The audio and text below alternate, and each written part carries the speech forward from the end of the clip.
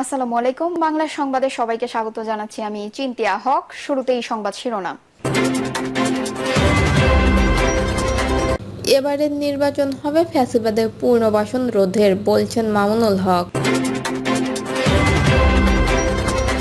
এদিকে না ভোটের প্রস্তাব বিএনপি করেনি, বলছেন নজরুল ইসলাম। জানাবো ঢাকায় বজ্রসহ বৃষ্টির আভাস, কমতে পারে তাপমাত্রা। পাচারের অর্থে বিদেশে গড়া 40,000 কোটি টাকার সম্পত্তির সন্ধান। এবং সর্বশেষ জানাবো চাঁদা চেয়েছে দ্বিতীয় শ্রেণীর ছাত্র, দাবি প্রধান শিক্ষকের। শুনছিলেন সংবাদ শিরোনাম, এবারে বিস্তারিত। এবারের নির্বাচন হবে ফ্যাসিবাদের পুনর্বাসন রোধের, বলছেন মামুনুল হক। আসন্ন ত্রয়োদশ জাতীয় সংসদ নির্বাচন নিয়ে বাংলাদেশ খেলাফত মজলিসের আমির মাওলানা মামুনুল হক বলেছেন, এবারের নির্বাচন হবে ফ্যাসিবাদের পুনর্বাসন রোধ করার নির্বাচন। সংবাদ সম্মেলনে মামুনুল হক 2026 সালের জাতীয় সংসদ নির্বাচনের প্রতিদ্বন্দ্বিতার জন্য নতুনভাবে 45টি আসন প্রার্থী তালিকা ঘোষণা করেন। পাশাপাশি পূর্ব ঘোষিত 223টি আসনের মধ্যে 60টি আসনের প্রার্থী পরিবর্তন করা হয়েছে বলে জানান তিনি। এ নিয়ে দুই ধাপে বাংলাদেশ খেলাফত মজলিস সর্বোচ্চ 268টি আসনের প্রার্থী তালিকা ঘোষণা করেছে।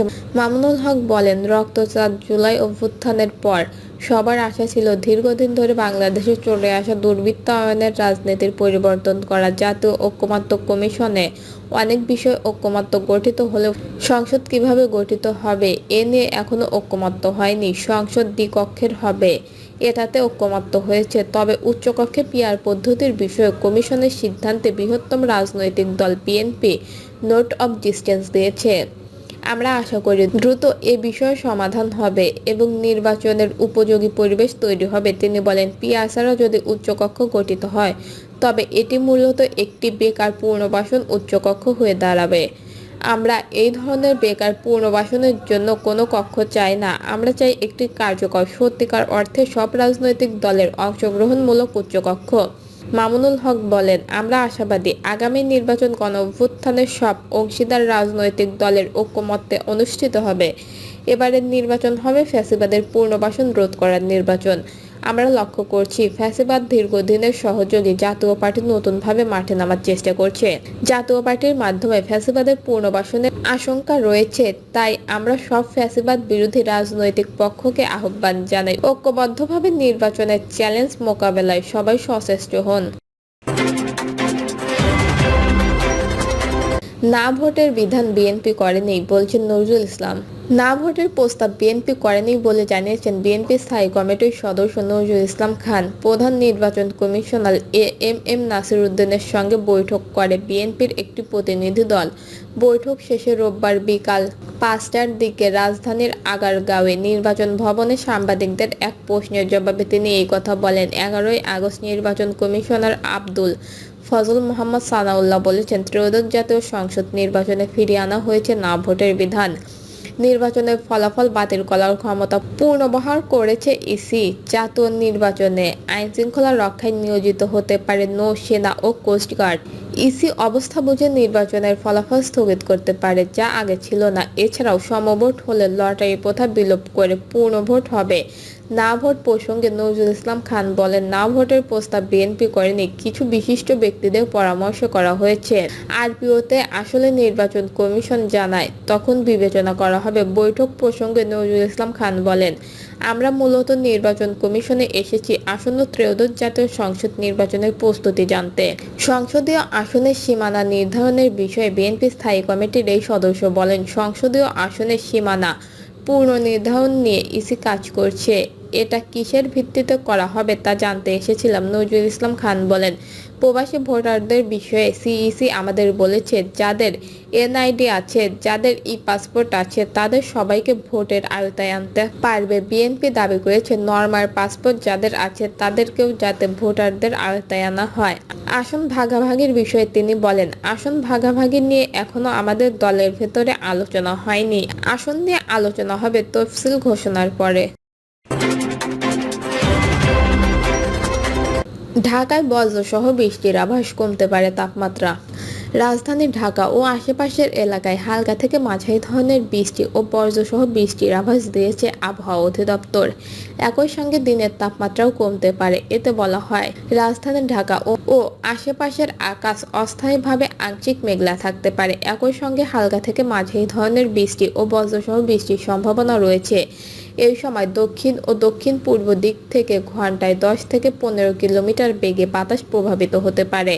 দিনের তাপমাত্রা সাধারণত 1 থেকে 2 ডিগ্রি সেলসিয়াস কমে যেতে পারে। পূর্বাভাস অনুযায়ী আজ সকাল 6টায় ঢাকার তাপমাত্রা রেকর্ড করা হয় 28.4 ডিগ্রি সেলসিয়াস। বাতাসের আর্দ্রতা ছিল 93%। গতকাল সর্বোচ্চ তাপমাত্রা ছিল 34.3 ডিগ্রি সেলসিয়াস, আর সর্বনিম্ন 28.3 ডিগ্রি সেলসিয়াস। এছাড়া গত 24 ঘন্টায় ঢাকায় 2 মিলিমিটার বৃষ্টিপাতের রেকর্ড করেছে আবহাওয়া অধিদপ্তর। অন্যদিকে সোমবারের মধ্যে আবারও উত্তর পশ্চিম এবং তৎসংলগ্ন পশ্চিম মধ্য বঙ্গোপসাগরে একটি লঘুচাপ সৃষ্টি হতে পারে বলে জানিয়েছে আবহাওয়া অধিদপ্তর। এর ফলে আগামী 5 দিনের মধ্যে দেশে বৃষ্টিপাতের প্রবণতা বাড়তে পারেও বলে জানিয়েছে সংস্থাটি। পাচারের অর্থে বিদেশে গড়া 40,000 কোটি টাকার সম্পত্তির সন্ধান। বাংলাদেশ থেকে অর্থ পাচার করে পৃথিবীর বিভিন্ন দেশে গড়া প্রায় 40,000 কোটি টাকার সম্পদের সন্ধান পেয়েছে জাতীয় রাজস্ব বোর্ডের কেন্দ্রীয় গোয়েন্দা সেল। চলতি বছরের জানুয়ারিতে এ পর্যন্ত 5টি দেশের 60টি শহরে অনুসন্ধান চালিয়ে এইসব তথ্য পাওয়া গেছে বলে প্রধান উপদেষ্টা প্রফেসর ডক্টর মোহাম্মদ ইউনূসকে জানিয়েছেন সিআইসির মহাসচিব আহসান হাবীব। এছাড়াও 9টি দেশে 352টি পাসপোর্টের সন্ধান পাওয়া গেছে, যেগুলো টাকার বিনিময়ে অর্জন করেছে কিছু বাংলাদেশি। এই সময় আহসান হাবীব বলেন, দেশ থেকেই বিভিন্ন উৎস থেকে প্রাপ্ত তথ্যের ভিত্তিতে প্রাথমিক প্রস্তুতি শেষে সিআইসির গোয়েন্দারা দেশগুলোতে সরেজমিনে পরিদর্শন করে বিস্তারিত তথ্য তুলে নিয়ে আসেন। আরও অনুসন্ধান চলমান আছে জানিয়ে তিনি বলেন, এখন পর্যন্ত বাংলাদেশ থেকে ব্যক্তি ও প্রতিষ্ঠানের নামে অর্থ পাচার করে গড়ে তোলা 346টি সম্পত্তির সন্ধান পাওয়া গেছে। এটি আমাদের অনুসন্ধানের আংশিক চিত্র। তিনি বলেন, এইসব সম্পত্তি বাজেয়াপ্ত করে বাংলাদেশের অনুকূলে নিয়ে আসার জন্য এবং অর্থ পাচারের সঙ্গে জড়িত ব্যক্তিদের সাজা নিশ্চিত করার জন্য কাজ করছে সিআইসি। এতে 6টিরও অধিক আন্তর্জাতিক সংস্থা এই প্রক্রিয়ায় বাংলাদেশকে সহযোগিতা করছে। এখন পর্যন্ত আমরা যা পেয়েছি এটি টিপ অফ দ্য আইসবার্গ। আমাদের কাছে এখনও প্রচুর তথ্য রয়েছে যা উন্মোচনে আরও সময়ের প্রয়োজন। এই অর্থ পাচারের সঙ্গে জড়িত ব্যক্তিরা শেখ হাসিনা আমলের কেন্দ্রীয় ব্যাংকের ডাটাবেস নিয়ন্ত্রণ প্রক্রিয়ায় নিজেদের লোক বসিয়ে বহু তথ্য গায়েব করে দিয়েছে জানিয়ে আহসান হাবীব বলেন, মুছে দেওয়া তথ্য উদ্ধারে দক্ষতা অর্জন করেছে সিআইসি। বিস্তারিত জানার পর প্রধান উপদেষ্টা ডক্টর মোহাম্মদ ইউনূস বলেন, অর্থ পাচারের সঙ্গে জড়িতদের চিহ্নিত করে আইনের আওতায় আনতে দুদক, সিআইসি ও পুলিশ, সিআইডি সহ অন্যান্য সংশ্লিষ্ট কর্তৃপক্ষের সমন্বয়ে যথাযথ ব্যবস্থা গ্রহণ করতে হবে।